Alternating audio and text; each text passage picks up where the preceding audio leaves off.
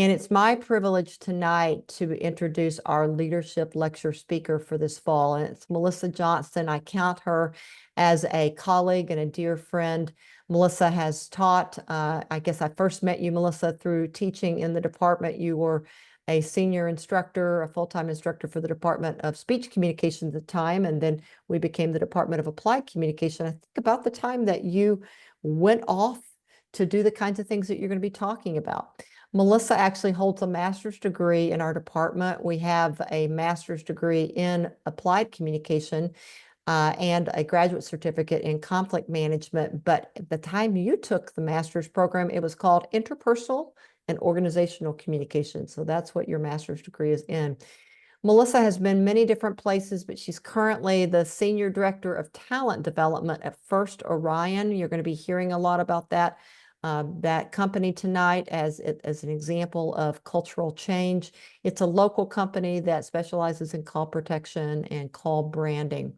But she's had many experiences from working at UAMS to Acxiom to UA Little Rock, and she also does independent communication consulting, or has done that in the past. I don't know if you're still doing that, Melissa, or not. Sometimes. Sometimes, okay.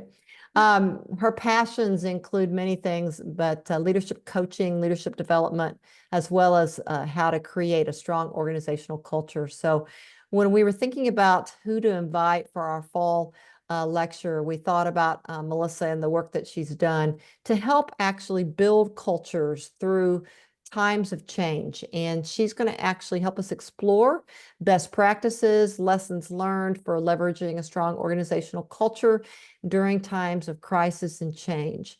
So I'm going to go ahead and start sharing slides for Melissa. And Melissa, we're going to turn this over to you for you to actually lead us tonight as we go into this lecture. There will be time for questions and answers. If you have questions tonight as the talk is going on, feel free to go ahead and put those into the chat. We won't answer them at the time that they're put into the chat, but Dr. Bailey Blackburn's going to help me watch that, and we will be answering those at the end of the lecture tonight with Melissa helping answer those questions. So comments or questions are welcome during the presentation. So Melissa, turn it over to you. Thank you so much, April. I am very excited to be here. I actually was part of the faculty that started this lecture series many years ago. And so it's kind of nice to come full circle and be here tonight with all of you and see so many new faces and so many familiar faces. So thank you very much for joining us. So yes, I am going to talk tonight about culture, and especially during times of crisis and change. And so I want you to think about the culture of an organization that you may work for, or somewhere where you might volunteer.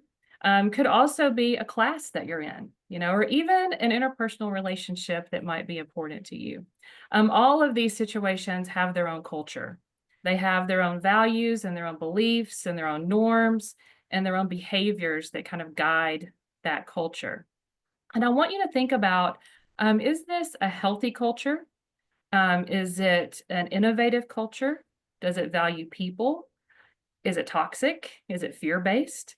But most importantly, would this culture survive or sustain you during times of crisis or change? When we typically think about a crisis or we think about significant change, we think about high-profile organizations or entities or even individuals. J-Lo and Ben are going through their own crisis right now. Garth Brooks, we see the people and the celebrities in that way. And even organizations obviously come to our mind. Just a few minutes ago, I was watching the news, and today there's a listeria outbreak. And so it's affecting meat processing plants and grocery stores. And those are the crises and change that we see every day. But in reality, all organizations and relationships face change. They face crisis. And significant change is something that you can usually plan for, while the crisis is often something that catches us off guard. And while it may not make the national news or the local news even, it's important to the people that are going through it. It affects them, and it affects their stakeholders greatly. I have worked in organizations for over the last 20 years, as April described some of those to you, and that have at one time or another faced some type of significant change or crisis. And I've learned a few things. I mean, there's hundreds of lessons that can be learned through those experiences, but I've kind of narrowed this down to 4 things that have really stood out to me over the course of working in these organizations, and most specifically, a recent crisis and significant change that my own organization faced just a few months ago. So tonight, what I would like to do is share those 4 lessons learned. We'll talk a little bit about what culture is, so we'll kind of set the stage with that. I'll talk to you about some of my experiences that I've had in these organizations, and I'll focus specifically on a change that we faced at First Orion. And then we'll talk about the 4 lessons, and most definitely we'll open up the floor to conversation. That's where I'd like to spend the majority of our time tonight, is talking as a group about some of these ideas. Okay, so April, next slide. Thank you. So just a few things to keep in mind about culture as we talk tonight. And I'm sure you all have seen this definition or something similar before, but what we're looking at are the shared beliefs and values, the behaviors, and the norms that shape how people and organizations behave and how they conduct work. And so we're going to be looking at some symbols, we're going to look at some rituals, leadership behaviors, expectations, that really shape these organizations and that can help you if they're done well through times of change and crisis. And it's important to remember that the culture extends beyond just those people in the organization. It also extends to the clients as well and the stakeholders that they serve. And this is something that we take very seriously at First Orion. We want to pass on our culture to our clients as well, which was very helpful to us during this time of change and crisis. And then also, as I mentioned earlier in the introduction, I want you to think about culture beyond organization. Some of the things that we're going to talk about tonight, you can use in all of your relationships, because all of our relationships have a culture. And as I said, relationships go through change as well. So some of these ideas and principles may apply to you personally as well. Next slide. But the whole point of what I want to talk about tonight is on this slide, that a strong culture acts as an anchor, and it can keep the organization grounded and cohesive during challenging times, while also allowing it to evolve and respond strategically. So something that I've learned through my time in these organizations and most recently is that culture or that crisis and change is not always a bad thing. It may not feel great as you're going through it. It may be challenging and hard, but if you have a strong culture that is supportive and you come out on the other side, you usually have the opportunity to create something new and many times better than what you had before. So the strong culture, this anchor that we're going to be talking about tonight, can allow for positive change and also can allow for innovation as well. Next slide. So let me go through a few examples, some of the experiences that I've had in some of these organizations and talk a little bit about the culture that was present during that time and some change that occurred. So the first organization that we'll look at is Acxiom. So many of you probably know Acxiom. It's been around, started in Little Rock, actually started in Conway by Charles Morgan, who also owns the company and started the company that I currently work for, First Orion. He's an entrepreneur and has made many successful companies, and Acxiom was one of his largest organizations that he created. And during the time that I was working at Acxiom, I had just left UALR, my first teaching job, and the department, love every faculty member there, but one of them told me, you need to go out and experience the real world. You just graduated with your master's degree, you're a great teacher, but you need to go experience the real world. So if you want to do that, go, and be free, do that. So I did. I joined Acxiom. And during that time, it was an interesting time to be there for the 3 years or so that I was there because they were experiencing a rapid growth. So they were a startup organization that was transitioning from about 200 people to about 400 people at the time that I joined. So going through rapid growth, and they had a culture that was very relaxed, very free, not a lot of oversight, to a culture that had to have more structure and had to have more oversight. And so for them, that was a significant change. And many of the practices that they had put into place and the leaders that they had in place understood the importance of people. So it was at Acxiom that I first became aware of this culture, this people first culture, that really guided that organization as they grew. They never lost sight of the people as individuals. And that is something I'll talk about in a few minutes in relation to First Orion as well. But growth is hard for companies sometimes, and it usually does produce, a significant change. And so having that people first mindset is what allowed Acxiom to change in a very positive way during that time. Next organization is UAMS. And so I was at UAMS for about 6 years in their organizational development division. And so during that time, we were faced with low patient satisfaction scores. And I know there's some UAMS people on the call tonight. You may remember some of this. Patient experience was at an all-time low. And we had to make some changes there. At the time, it was very much viewed as a state hospital. And they wanted to change that perception, and they wanted to change the experience. And so this was an interesting opportunity for me, because we actually brought in a third party to help create a culture that was focused more on customer service, still healthcare, but added that element of customer service. And so we were able to partner with the Walt Disney organization, who I actually had done some work with before in a previous life. And we were able to institute many of their customer service principles, and truly changed, the way that customers experienced healthcare at UAMS. It was a multi-year initiative. It took quite some time. We started at highest levels of leadership. They bought into the idea, and we carried it out throughout the entire organization. As a result of that, a number of initiatives in my area were able to be developed. We developed a leadership institute, which took 25 to 30 people through an intensive leadership program over a year. We did multiple classes of those, and in fact, I believe that is still going on in some capacity.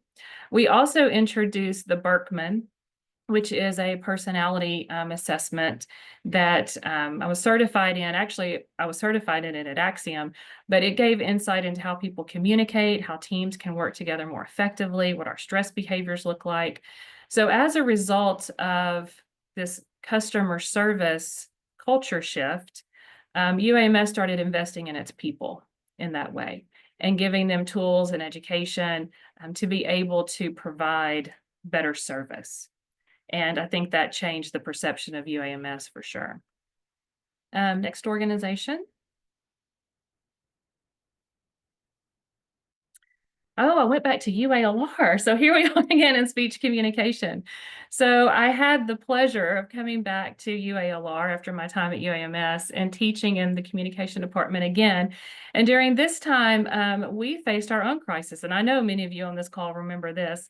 We had a situation where our basic course was being removed from the core curriculum of the university. And this course had been around for many, many, many, many years, and had taught many students wonderful communication skills. And we felt very passionately that it needed to stay as part of the core curriculum, that everyone that came through UALR needed to have exposure to the communication course.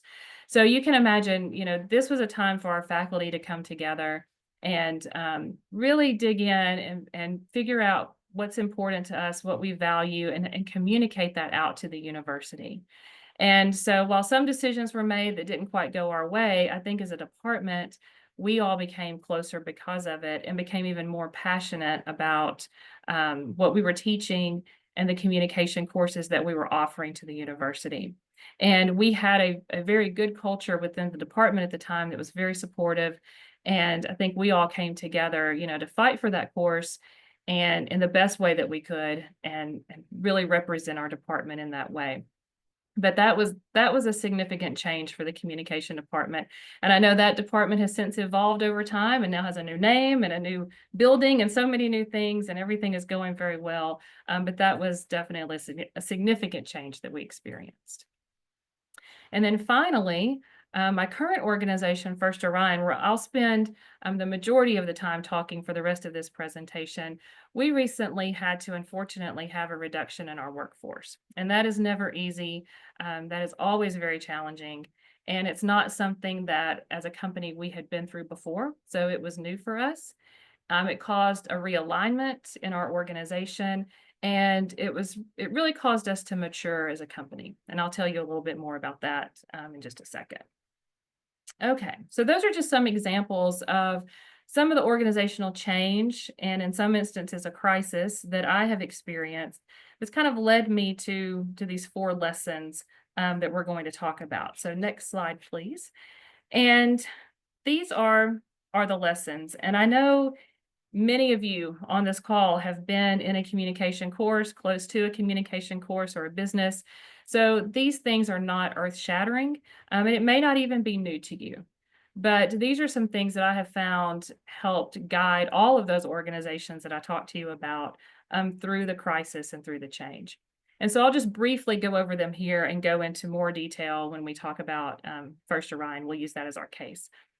But first, the values, rituals, norms, and behaviors that define your culture will dictate how you manage crisis and change. So whatever habits your organization has prior to a change or a crisis, that's what you're going to experience as you navigate through it. Brisket simmers. Someone not muted. Yeah, don't worry about Lily being a pain. If you can make sure that you're Yeah. muted, that would be great. Thank you. And if Bailey or Kristen could try to determine who is not muted Yeah. and mute them, that would be great too. So the practices that you experience, that's what's going to be there for you when you're going through crisis and change. And you can't, it's very difficult, I'll say, to create something new when you're in the midst of crisis or when you're in the midst of this change. So for example, if prior to a significant change, you haven't been a very transparent organization, sometimes it's difficult to change that practice when you're going through the change. It's easier to build on that if that's what you've been before to help guide you through the change. So it's important to be aware of what are the things that are guiding your culture currently, and if you're faced with a change, is that going to help you and benefit you, or is it going to hurt the process? So it's important to invest in creating a strong organizational culture. If you have a nurtured organizational culture, then you have built trust, reduced uncertainty, which I'm going to talk a little bit more about, and it can help maintain stability during times of change and crisis. So taking the time to invest in your culture is so important. It's something you have to do daily. It's not, you may go into an organization and see a bunch of signs on the wall that say, this is who we are, and kind of the flavor of the month, so to speak, in terms of, culture and whatnot. But culture is something that has to be nurtured. It has to be invested in daily in terms of behaviors, expectations, and it needs to be present in everything that you do. And if you can nurture that, then over time you create trust, and trust is what will help you during the crisis and the change. The leadership alignment with the culture is critical to leading through change and crisis. In all of those examples that I gave, leadership buy-in was crucial. The leaders have to believe in the culture and the people that they're leading, and trust those people for an organization to go through the change or the crisis in a healthy way.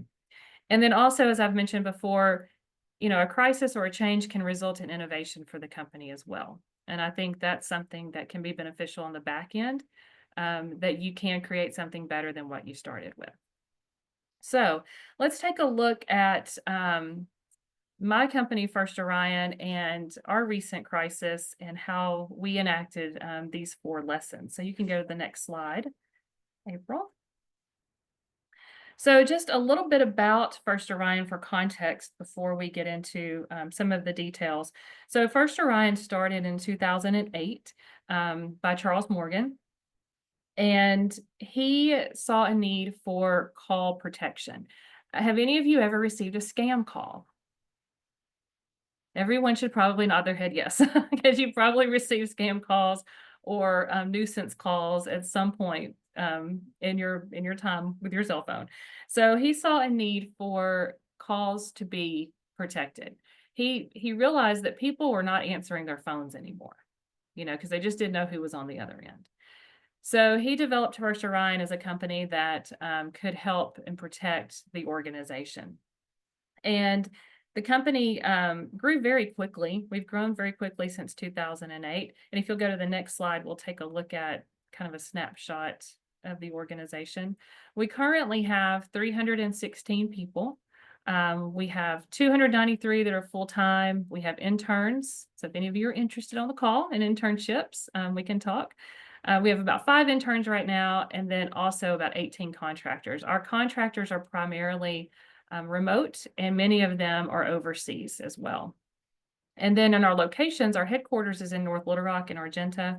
We also have an office in Bellevue, Washington, the Ukraine, the UK, UAE, and then people located throughout the United States. So we have a very diverse workforce. Okay, next slide. And so, as I said, Charles started the company in 2008 as a communication protection company. If any of you are T-Mobile customers that are on the call and you see scam likely come up on your phone, that's us. So that was our first kind of entry into call protection.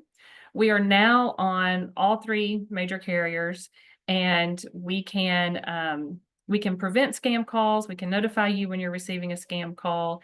And then we can also help phone calls be branded as a healthy, legitimate call. So next slide, please. So most recently, we have created a suite of branded communication offerings. These are our products and our solutions. And what these allow companies to do is to brand their call, either with a logo or just a name, and also the reason that they're calling. And then our firm, which you can see on the side there, that's a reputation monitoring product where companies can go in and enter their phone call. We vet their phone call, and then it can never be spoofed. So that's to prevent spoofing of organizations' phone calls. So we're very much a telecommunications company. We deal with all the carriers that are present now. And our goal is really to get people to answer their telephones again.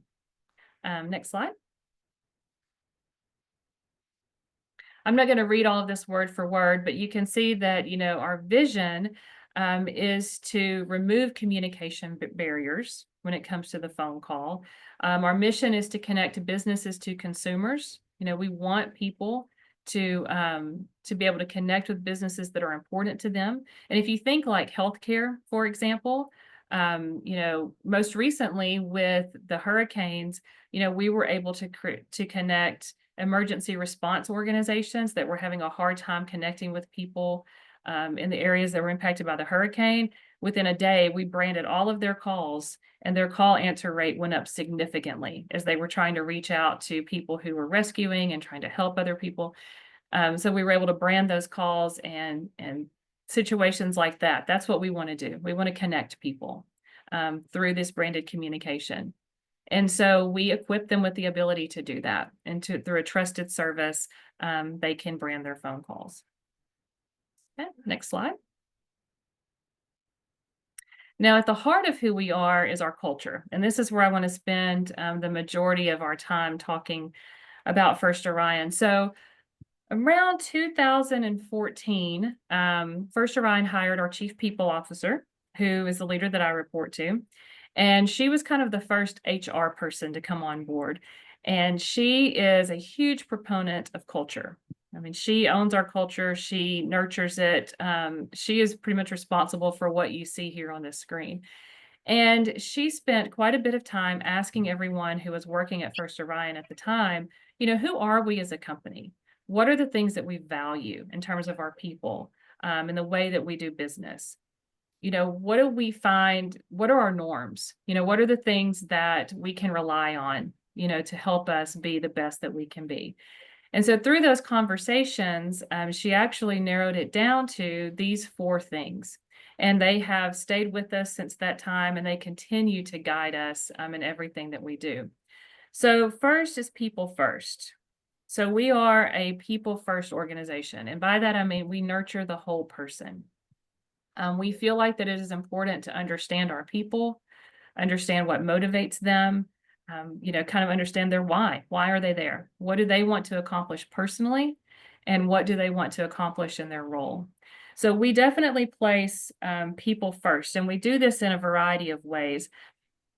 We provide a lot of, just not only mental health support, wellness support, performance management, feedback. We're consistently giving people feedback, to make them better.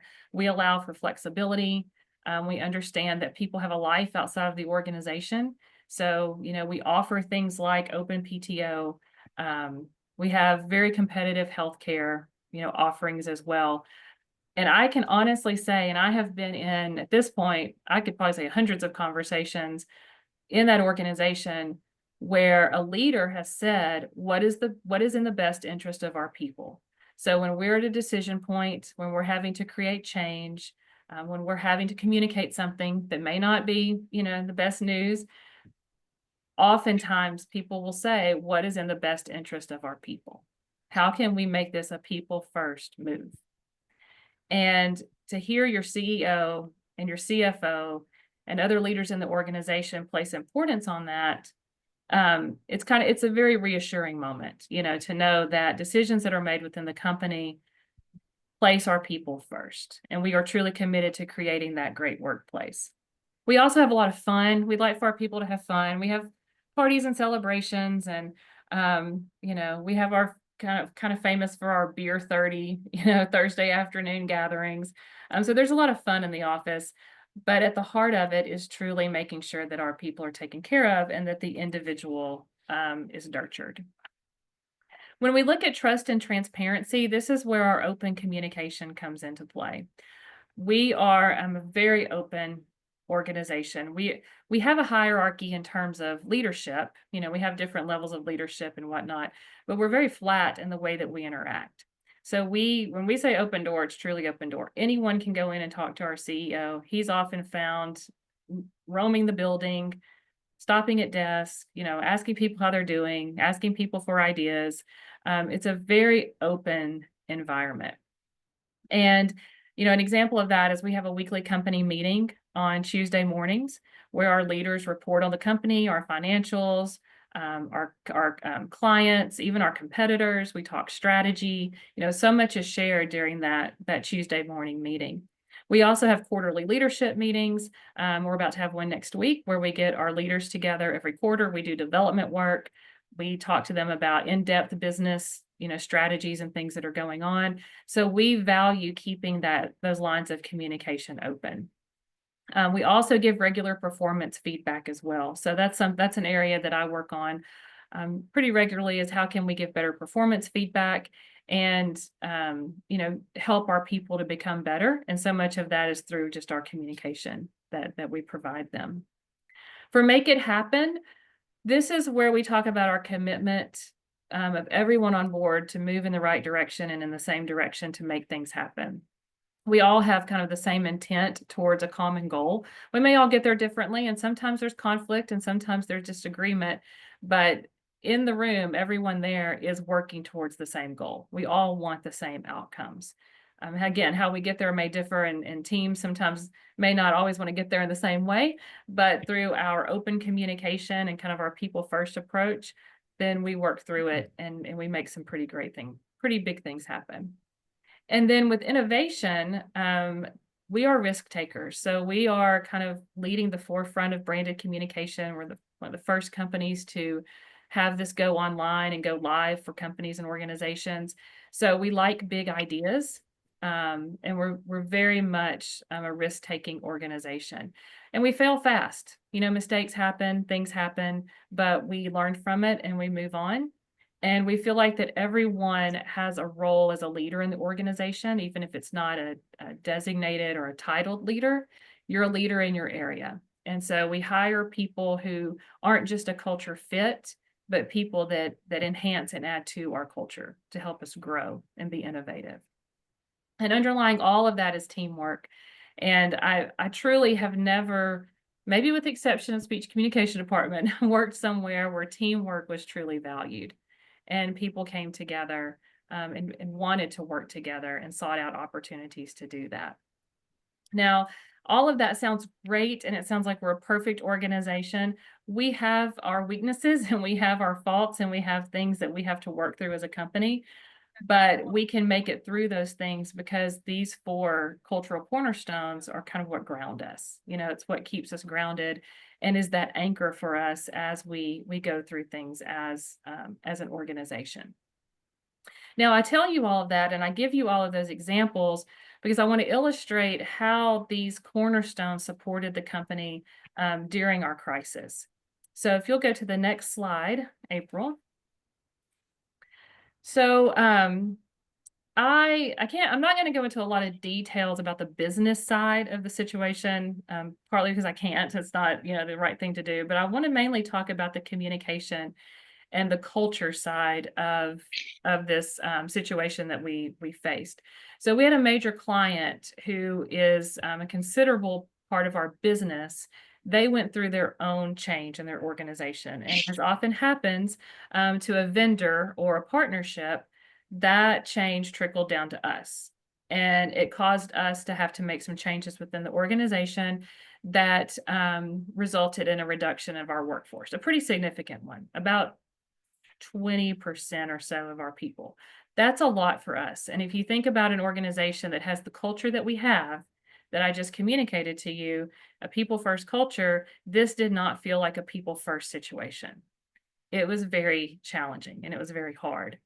It also resulted in a realignment of our business units. So we had to make some changes in terms of teams and reporting structure and all of those things. And that change can be difficult for people.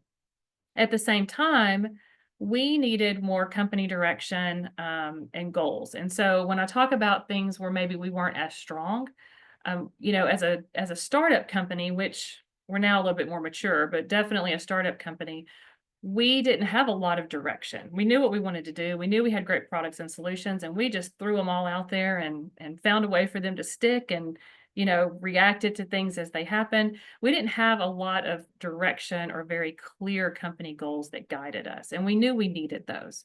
And so as we were going through this workforce reduction and this realignment, at the very same time, we were also working on a way to provide more clear direction in terms of the company. So we had all of that going on in about a 1 month period. So it was significant. Once we realized that we were going to have to do this reduction in our workforce, we only had about 2 weeks to plan for it. And I had never been through something as significant as this. So this was a learning experience for me as well. But we put together a very small team of people who each kind of had a role to play in getting us through this change and through this crisis. So my role in the process was to create the communication plan. So how are we going to help our people manage through this? So we had to come up with a communication plan that, in my mind, the goal of it was to reduce uncertainty. And so if you know anything about communication, I know all of you on this call, especially students, have heard about, the reducing uncertainty and how important that is in communication and the role of communication. And as you know, in companies, the grapevine talks. And so there was already uncertainty kind of building because people kind of were figuring some things out and starting to have their own conversations. And we all know that in the absence of information, people will create their own ideas and their own stories.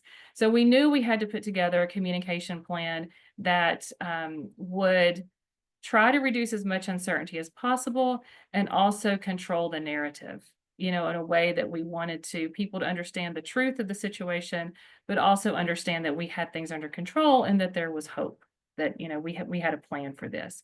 So this communication plan was an important part of this process.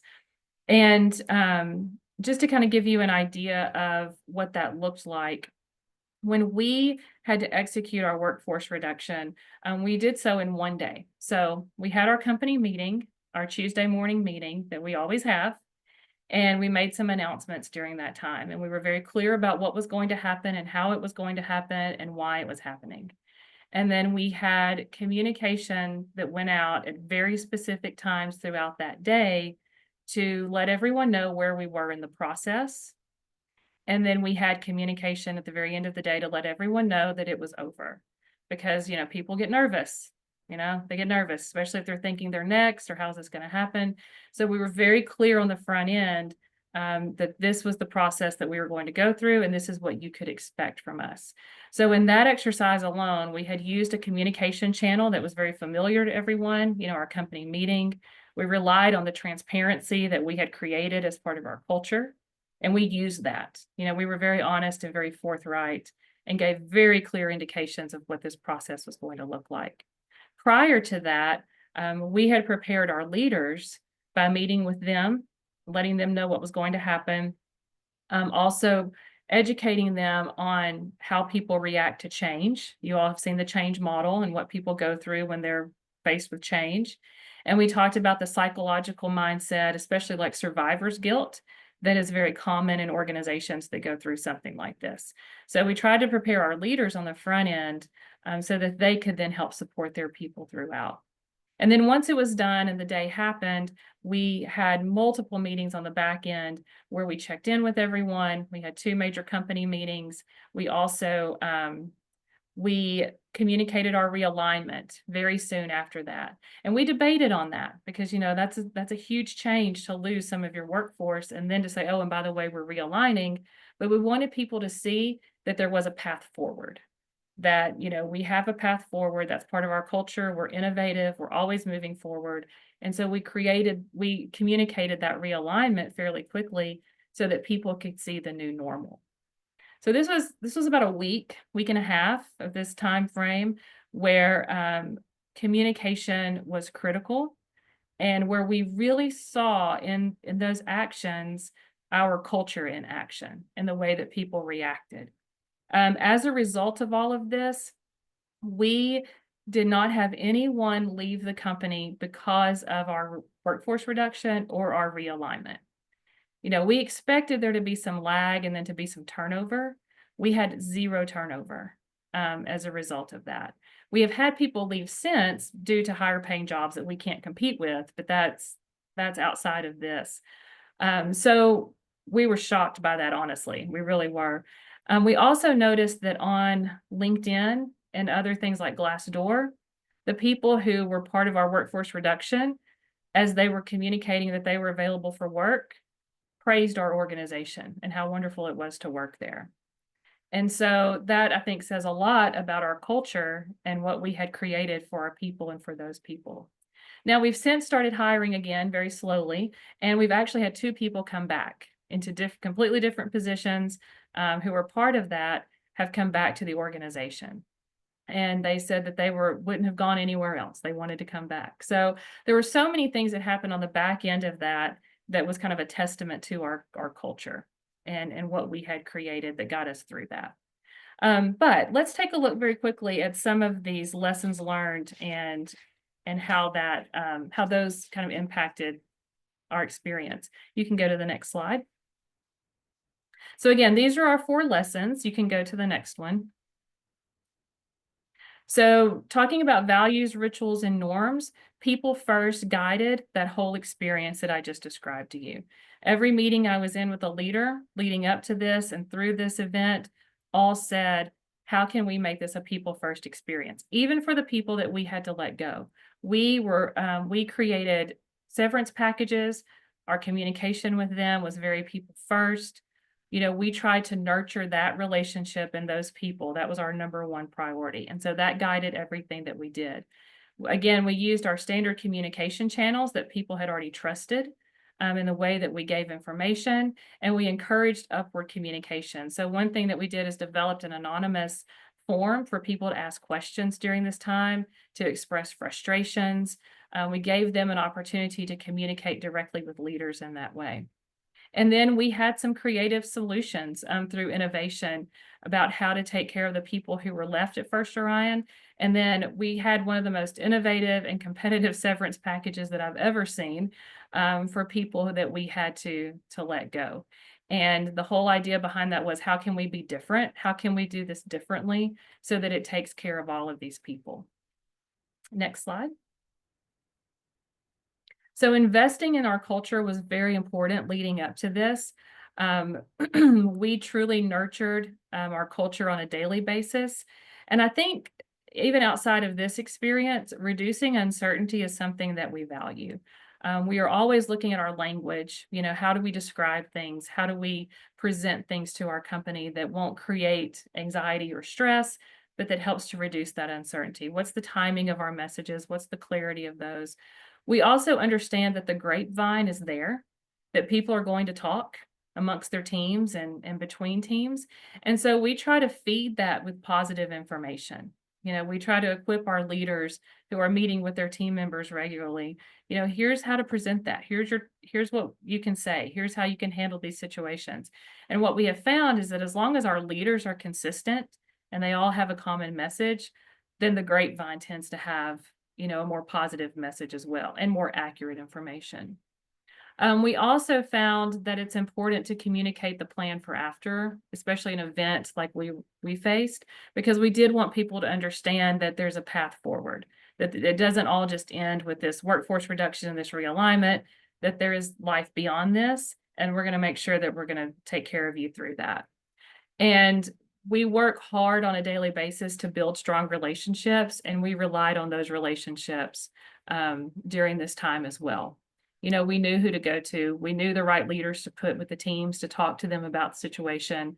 And we wanted to make sure that those relationships that we had nurtured all this time, you know, benefited this situation and this communication. Next slide.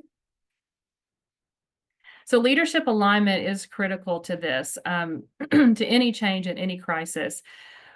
Part of my role at First Orion is to establish a leadership culture. And that's something that I've spent the past probably 2 years really focused on, is establishing our leadership culture and giving them a network to be able to communicate and rely on each other and learn from each other. And so for us to get our leaders together in a room and have a conversation about a workforce reduction, that was not outside of the norm. We get those leaders together on a regular basis. You know, they were comfortable communicating with one another during this time because we had created a strong leadership culture amongst them. And so that was very helpful in this process. We also believe in equipping our leaders, as I have said before, with giving them the communication, giving them education on change and what that looks like from an employee perspective. You know, what's their mindset during and before and after a crisis. And we give our leaders very clear speaking points because we believe that consistency is very important. And we want them to feel comfortable going in to talk to their teams about things like this, or really anything that the company is going through. And then the follow-up is important as well. I think they got very tired of me coming to them and saying, how are you? How's everybody doing? How's the team doing? How are you doing?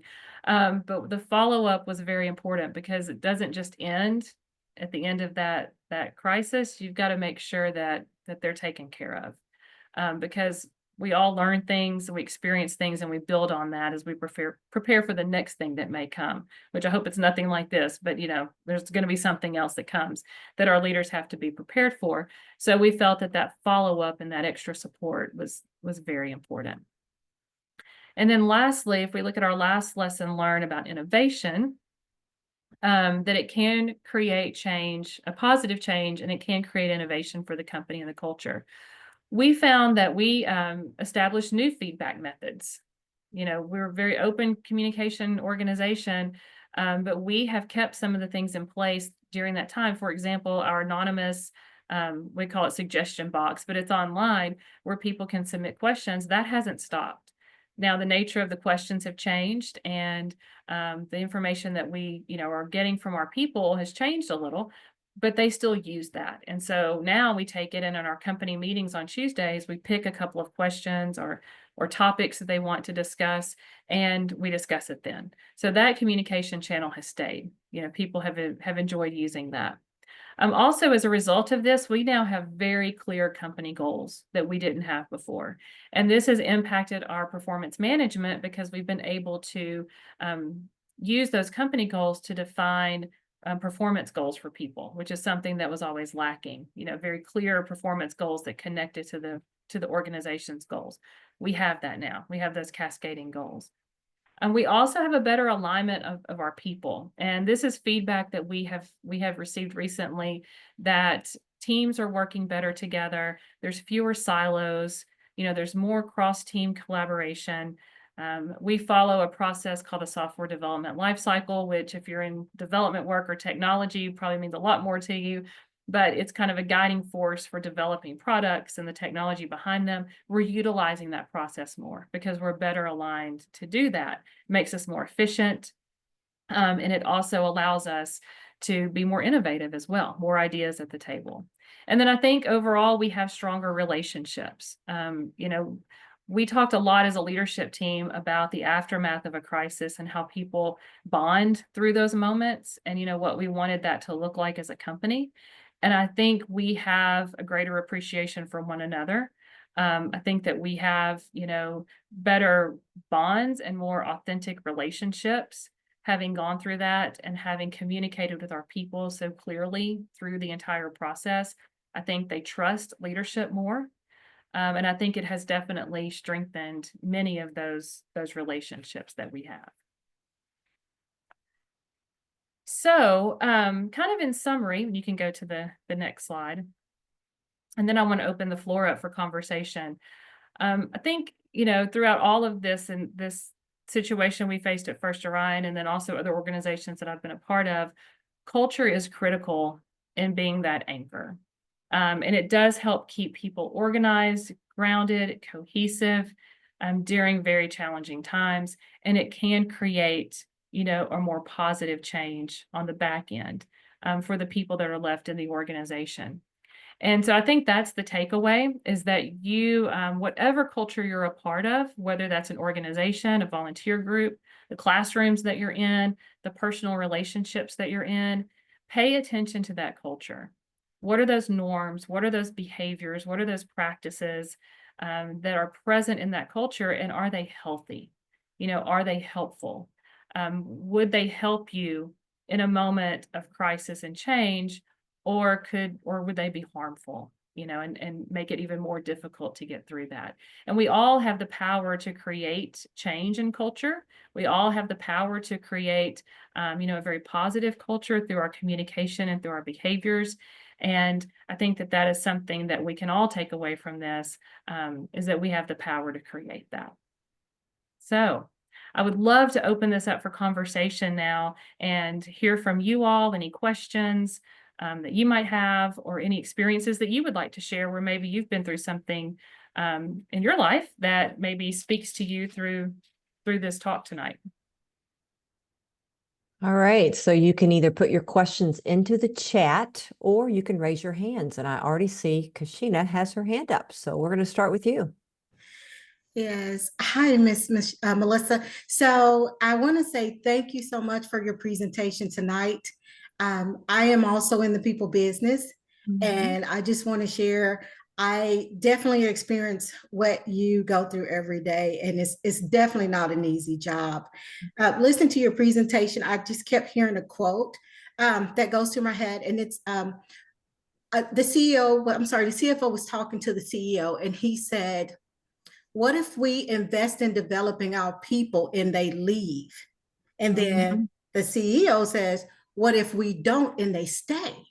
Yes. So it speaks back to the culture, because even if they leave, they're going to talk positively about the company. Absolutely. And they're going to have people, applying. But if they stay, it really takes a toll on the morale. And I just want to say thank you so much for sharing that, your experience and that insight. So this has been very good for me. Thank you very much. And it's funny you mentioned that, because we have that conversation with our leaders all the time. It's okay if we develop them and they go. We want to make them better people. And you're right. They will have positive things to say. And, who knows, they may come back around. But if we don't develop them or invest in them and they stay, that does no one any good. Doesn't help at all. So, yep, great point. Thank you. Latara put a comment in the chat that says a culture that promotes inclusivity and representation can truly empower individuals, while one that lacks these values can be damaging, creating barriers to success.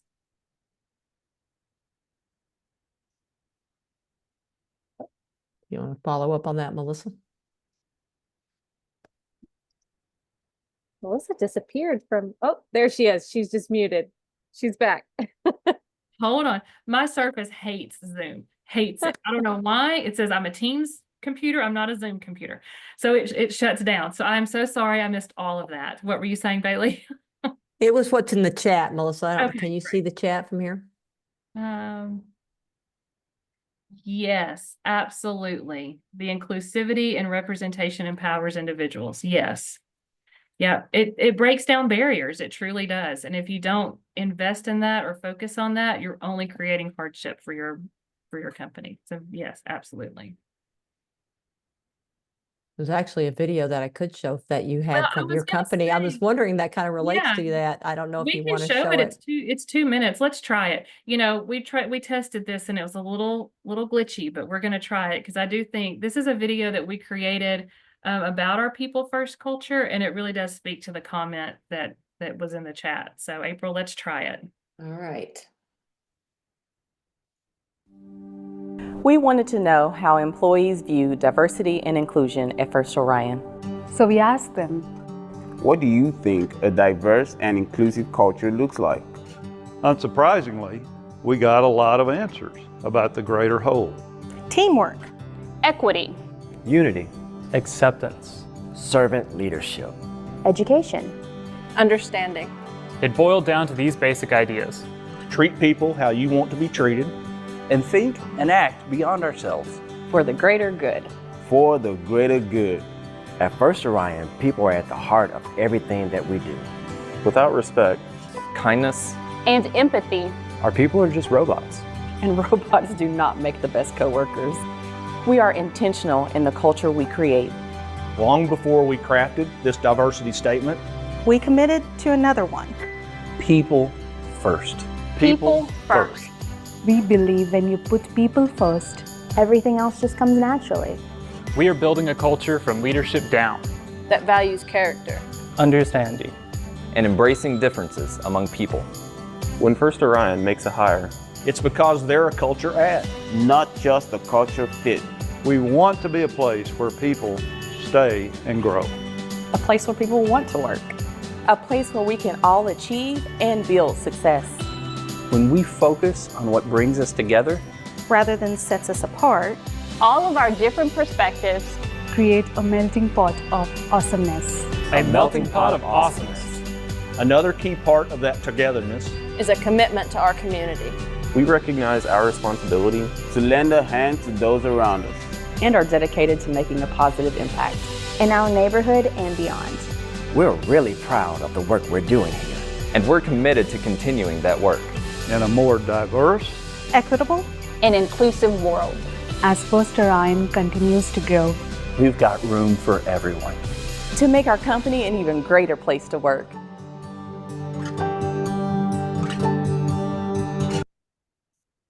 Yay, it worked. So yes, that's a great illustration of our people first. And I'll tell you, every word that was in that video was written by our people. So they took statements from people and put all of that together. And so we're very proud of that.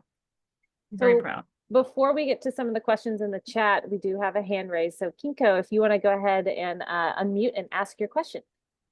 Okay, now this, video was just wonderful, like diversity, equity, blah, blah, blah, blah, blah.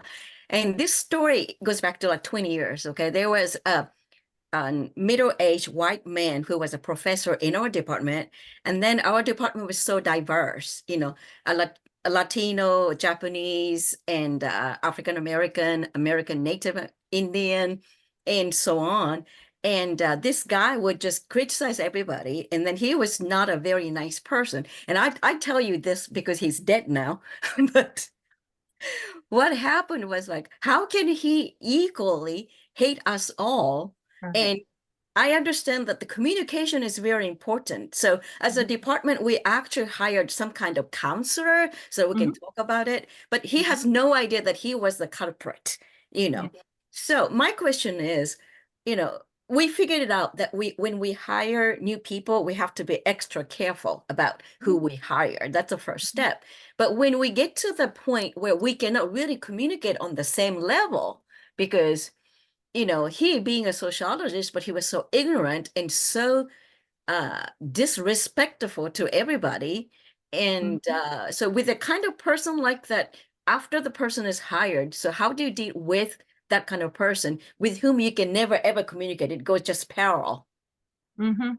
So we've had that situation. And what we have found is that those people do not last in our organization.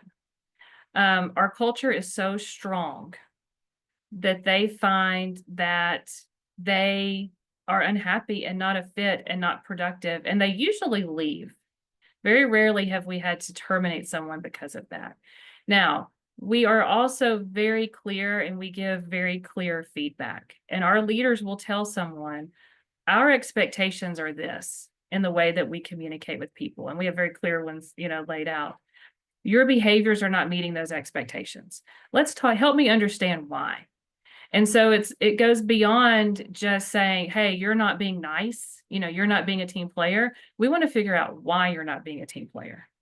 You know, what needs do you have that are not being met by this organization, our culture? We don't place the blame on them. Maybe it's something we're doing, you know, but we try to work with that person to figure out what's the missing piece. Something's going on here that's making you stress, because it's a stress behavior, and not act in a productive way. How can we fix that? So that's our first step. And then if that behavior does not change and it's truly impeding the work of the team and whatnot, we have a progressive discipline plan that we follow. We can, you know, work that plan to get them out or to help support them. Usually they end up leaving because they just know it's not a fit, and our culture is very strong. Does that help? Yes, definitely. And then a colleague of mine, when he was retiring, she said, well, let's have a retirement party for him. And I said, no. And she said, we have the party without him so that we can stop. It was not toxic, and it's over now, and I'm thankful. But there are certain things that we can never, ever do. I mean, certain people. And I think part of the reason was that he was mentally ill. That's the only thing that I can think about. Yeah. And sometimes, I mean, that's the case. And we understand that's outside of our control. You know, that goes beyond what the support that we can give. Now, we do have EAP resources and we have different things, but that goes outside of what we can control. And you have to realize that. Yeah. Thank you so much. Sure. We have a question about kind of anonymous feedback. So Kashina asked, have you ever had any resistance from leadership on anonymous feedback that you've received? How did they receive the feedback, and did they make changes for their team? Yes to all of that above. So we have had some resistance in some of the anonymous feedback or questions where we've had leaders say, well, that's not how it is. I don't know why they're saying, you know, it's like that. But usually that leader will come around and think a little bit more clearly about it and figure out a way to enact some change or to address it. Leaders are very good about saying, hey, I received this feedback and here's why I don't understand it. Or can you help me understand this a little bit better? Can you give me, you know, more insight? And we have a way through our tool to kind of anonymously have that conversation. So some of them, yes, may initially put up some resistance, but they will usually go back and ask more questions because they're trying to figure out, where is this person coming from and how can I see that perspective? And Dr. Driscoll asks, what has aided you most in ensuring conflicts are managed in a constructive way? A few things. One is we do provide conflict management training, and so we provide some education, but we also use mediators, internal mediators. So like I'm one, my leader is one. When I had a team, unfortunately, my team was part of the workforce reduction, so I'm a team of one now, but they were also mediators, and we have mediated conversations. We help people, you know, with that third party kind of understand and see both sides, and if it's just a small conflict and they disagree, we're very open. So they usually talk about it. But I had a leader come to me just a few days ago and say, I think we need a mediated conversation. I don't think our expectations are aligning and we can't talk about it. And so we use our Berkman tool a lot because it has coaching resources. And so we go in and we kind of mediate that. But we do give a lot of education and training on having those difficult conversations. It's a large part of our training plan. Awesome. And Steve Foster asked, why do you believe the goals and alignment of an organization, magically fall into place after a layoff? So that's interesting. And that was actually kind of surprising to us that it all became so clear. I think that the organization that our client that we primarily work with, when they clarify their direction, that just naturally trickles down to us. Their dynamic and what they expected of us changed, which caused us to look at how we did business. It allowed us to clear out some projects that were probably very distracting, that really weren't getting us anywhere as a company. And once we cleared out some of that noise, we were able to very clearly see this is the direction that we need to be going. And really, I don't even think we realized we were in the noise until it was gone, because it was just, necessary because of this company's change. And once we saw that and we saw, okay, unfortunately, we are going to have to get rid of some roles, and some positions in the company, it just kind of all became clear, this is where we need to go. This is where we need to put our energy, and this is what we need to do. I think as a company, we were very reaction based. And so we were just reacting to whatever was happening around us, trying to get the next sale, the next client, and just pulling at strings from all different directions. And once we cleared out some of that extra stuff we were focused on, we were able to clearly see that's where we needed to be. I have a question for you. I obviously do some consulting work, and I constantly have people tell me, we don't work with people. We are an IT company. We are a science-based company, and they consistently don't understand why there's importance in addressing the people. What would you say to people who say, we don't need to deal with the people problem because that is not what our company does? Every company is a people company because you have employees that work there who deserve that respect and that focus. Every company is. And I've heard that before too. And, we work with a lot of developers and they say, I just sit at my computer all day and I just code. I don't need to go to these team building sessions, And my response to that is, okay, but when you need something from someone, if you have not taken the time to invest in that relationship and foster some level of relationship, you're not going to get what you need from that person. And so even though you're not customer facing or client facing, you're internal clients. And that's kind of how we present it, is that you have internal stakeholders, you have internal clients, and you have to foster those relationships and build those relationships. So everyone here with a communication degree, you are hireable across any industry because of exactly what Melissa just said. So keep that in mind. And the final question is more technical. It's from Dr. April, is how could we find out more about kind of the Berkman tool, or how did you get, interested in that tool specifically? So go to Berkman.com and they have a wealth of information. They have, I was introduced to it at Acxiom. That was a tool that they used for team building. If you've done DISC, if you've done even some Myers-Briggs is similar to it. It's all kind of the same thing. It's just a different way of presenting it.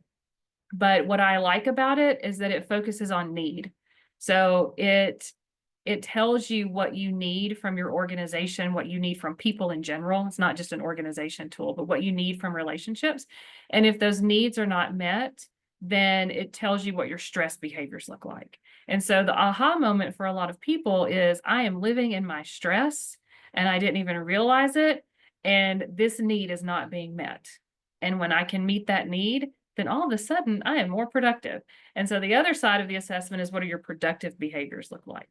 So Acxiom was the first to introduce that to me, and I was fascinated by it. I mean, having come from the communication department, there were so many parallels there in terms of like behaviors and that type of thing. And so then at UAMS, we rolled it out to everyone in the company. That was a huge undertaking at the time at UAMS. But if you go to Berkman.com, you can see everything about it. I can talk to you about it. I can do outside of First Orion, like Berkman assessments. You take an assessment, you answer 100 questions, and it tells you all these things about yourself. And it's kind of scary how accurate it is. But it's a great tool, especially if you have a communication background, you would really appreciate it for sure. Okay, well, thank you so much. And I figured out the way to spell it, which is what I was wondering. It's Yeah, Birkman. So I put the link in there in my response back. So this has been wonderful, Melissa. We really have appreciated having you with us tonight as our fall leadership lecture kickoff. If folks want to read more about what we do in terms of the department or our past lectures online, I put some put some links into the chat that people can go to take a look at if they want to do that. And so feel free to also check out our newsletter that we just published this fall related to the department. So let's all give Thank you. Melissa a round of applause.